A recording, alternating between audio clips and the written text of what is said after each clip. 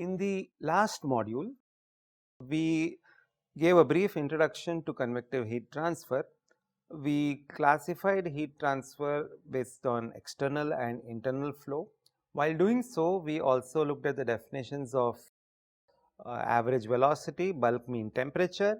We looked at the importance of T mean as opposed to T infinity vis-a-vis internal and external flow. The role of T fluid is taken up by T infinity in external flow, is taken up by T bulk mean in case of internal flow, and T saturated or T sat in case of phase change applications. So, the heat transfer coefficient was defined. We also had local and average values that were talked about.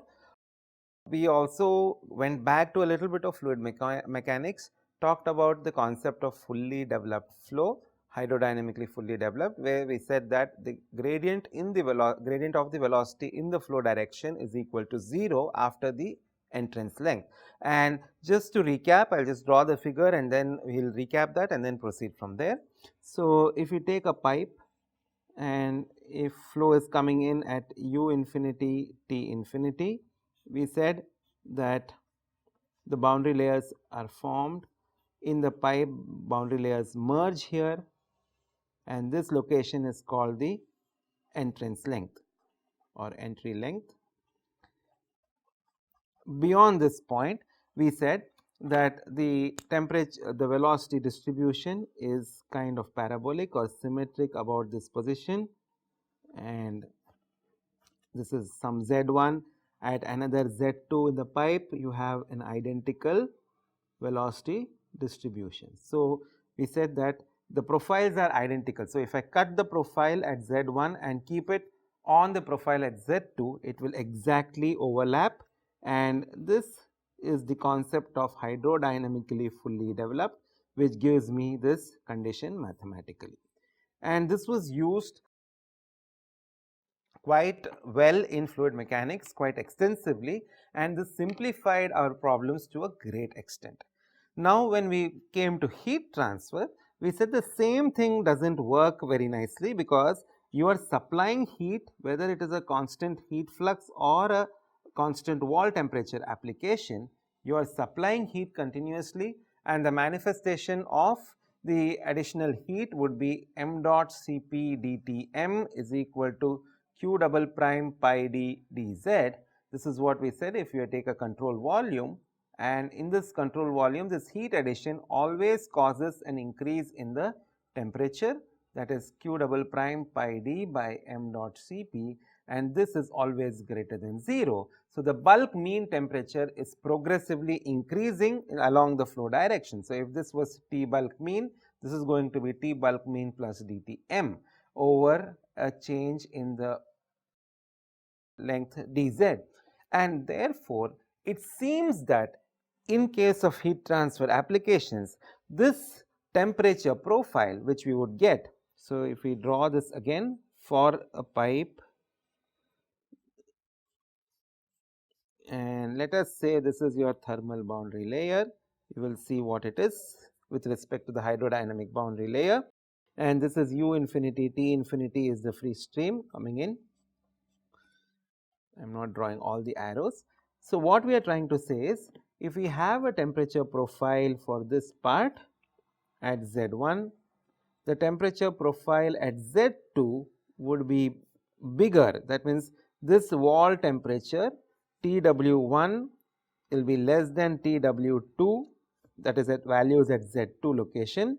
T bulk mean at Z1 would be less than T bulk mean at Z2 given this condition.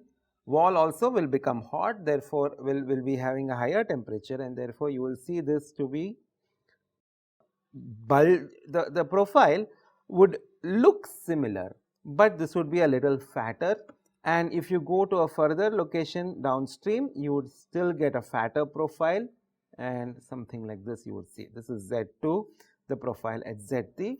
This is for heat flux into the fluid. So, the fluid is getting hot. So, from this it appears that there would be nothing like a thermally fully developed, just so we cannot write dTm by dz equal to 0. Here we have dTm by dz is greater than 0. So, such a statement writing dTm by dz equal to 0 is not possible. So, it appears as if the concept of thermally fully developed does not exist. We will see later on that there is a modification to the definition that will happen. The idea of thermally fully developed would be there, it's just that it will not be the fact as simple as this. It will not be the fact that dTm by dz equal to 0. That is not the definition of thermally fully developed. We would have an alternative definition, we will see later on. This is a very important distinction between the heat transfer aspect and the hydrodynamic aspect. We also defined a local heat transfer coefficient H is equal to Q double prime delta T, and we said local means it is specific to that location. So, if I have a flow over a flat plate, the heat transfer coefficient is going to be different at this location versus this location, so on and so forth. And integration of this heat transfer coefficient H bar is the average heat transfer coefficient, would be integration over the local value over the given length L, and this has very great significance. Where to use local value, where to use average value, that is very important. If I am talking of calculation of heat removal or heat coming in at a particular location, at a location, that means specific location. So, this location I want to calculate the heat transfer. So, if I have say electronic component which has several heat dissipating chips here, this is 1, this is 2, and you can see these kind of figures in most textbooks or even literature. Z1, this is at Z2, and if we have u comma u infinity, T infinity is the free stream velocity and the temperature of the free stream fluid, this is Z3, this is Z4. What we are trying to say is, if this is cooled by passing air over this heated plate and there are 4 different heat generating components, the geometry is like flow over a flat plate, and this would be your Z1, Z2, Z3 and Z4, and you can clearly see that along the boundary along the flow direction, the boundary layer thickness is going on increasing. As a result, this is going to affect the heat transfer. We will see how it is going to affect. The boundary layer thickness is increasing. This is the hydrodynamic boundary layer. The thermal boundary layer also will increase this way. Whether it is going to be exactly the same or below this or above this, we do not know at this point of time.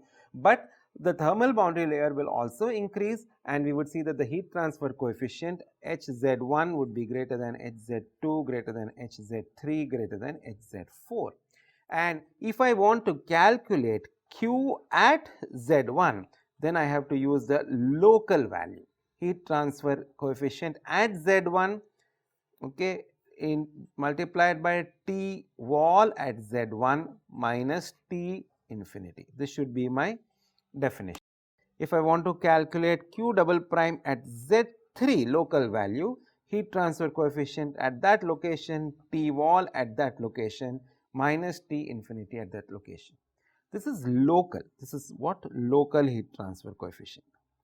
Now, if I want to calculate what is the heat removed from this location to this location. So, over the plate up to Z3.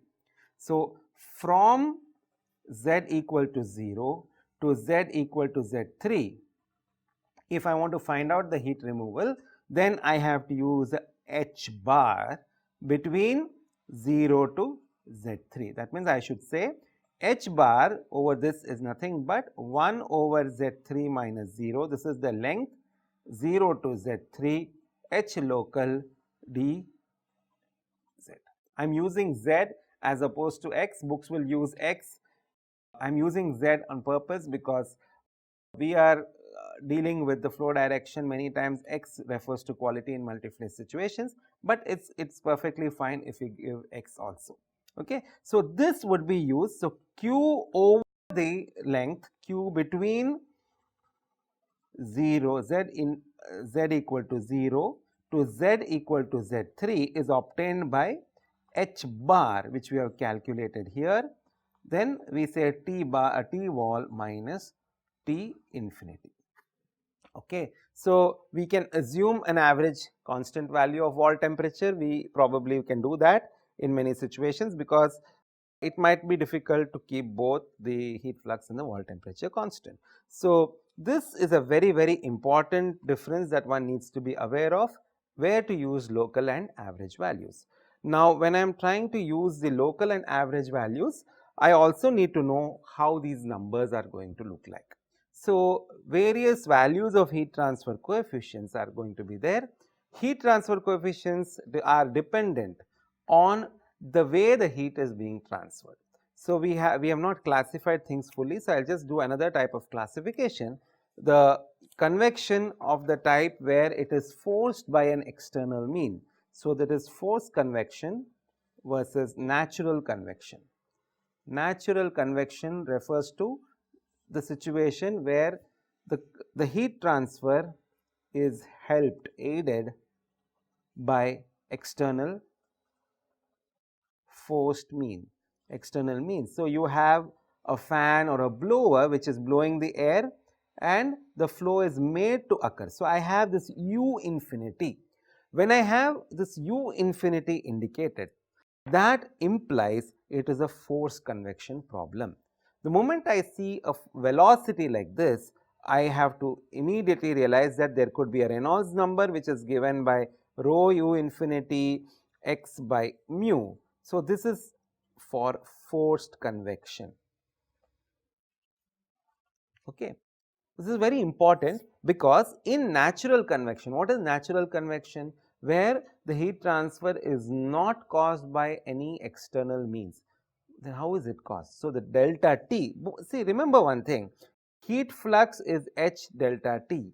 I need to have a driving temperature difference. Delta T should be greater than 0 for any heat transfer to occur.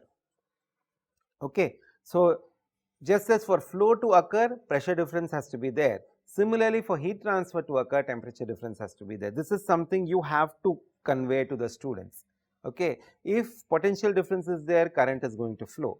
Same way, if pressure difference is there, flow is going to happen. If temperature difference is there, heat transfer is going to happen. If delta T equal to 0, there is no way heat transfer is going to occur.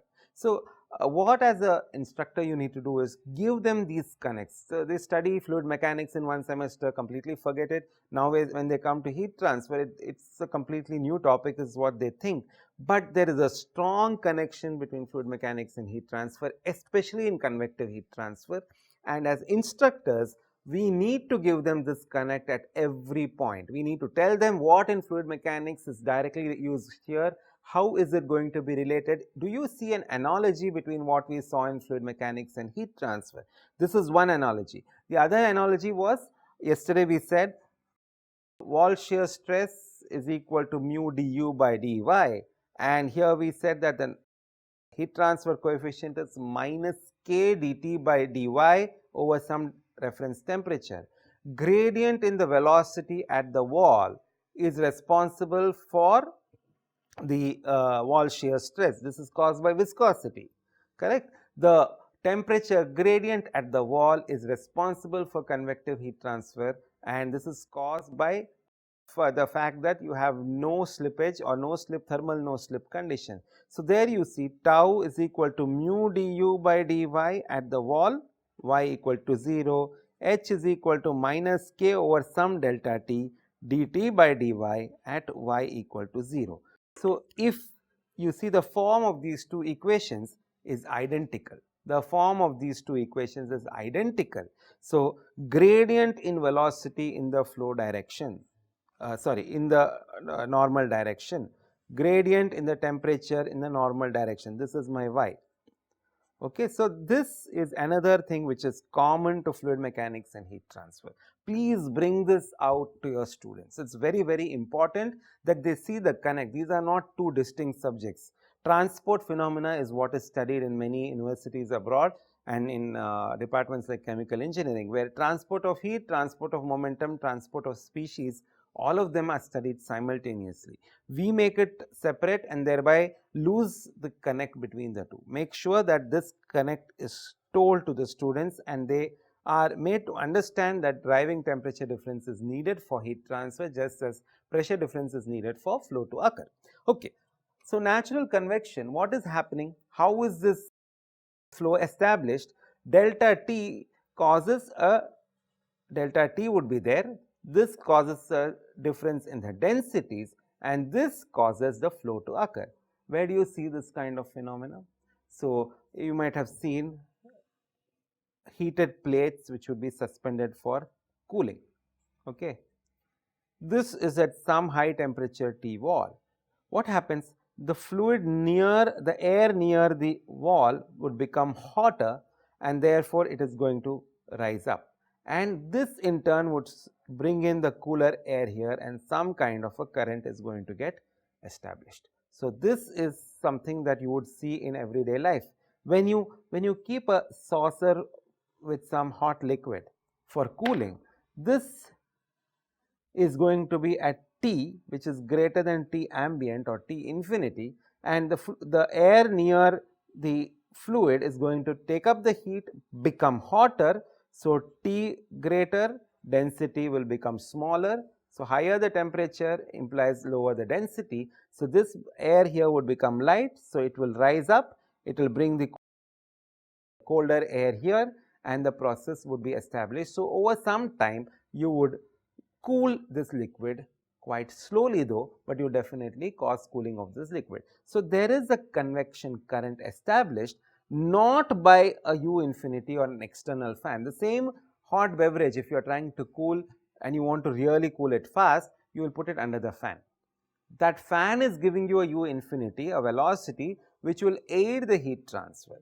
So, obviously common sense and everyday observations tell me that the Q H delta T, the heat removal rate is much slower in case of natural convection as opposed to forced convection, which means given the same delta T, the value of H, see this Q double prime is directly related to the total Q. Okay, Q double prime into area into dt or delta T time is going to give you the total heat transfer. So, in 10 minutes if I say, or in 1 hour, the amount of heat removed in natural convection would be much smaller than what is removed in forced convection. So, this means that the heat transfer coefficient for natural convection obviously is less than the heat transfer coefficient for forced convection. This is very, very important. So, when I see numbers for these heat transfer coefficients, I need to have a feel for what they could refer to. H is equal to 20 watt per meter square Kelvin. What is it? Is it for natural or forced convection? What could the problem be? H is equal to 100. What could the problem be? H is equal to 150. H is equal to 10,000. What could the problem be? So, we will have a feel for these numbers once we get an idea what these numbers will look like. So, if I were to classify this, the heat transfer coefficient for natural convection for gases or air would be the lowest. Then we would have for liquids, this is the lowest of the lot. I am writing them in increasing order of H. H for forced convection, gases, air would be smaller than for liquid. This would be of the order of tens of this kind. I am not giving you exact numbers, something of this kind. This would be for air or gases, it would be like few near 100 and going up to say 400, 500 or so, few hundreds. Okay. Medium.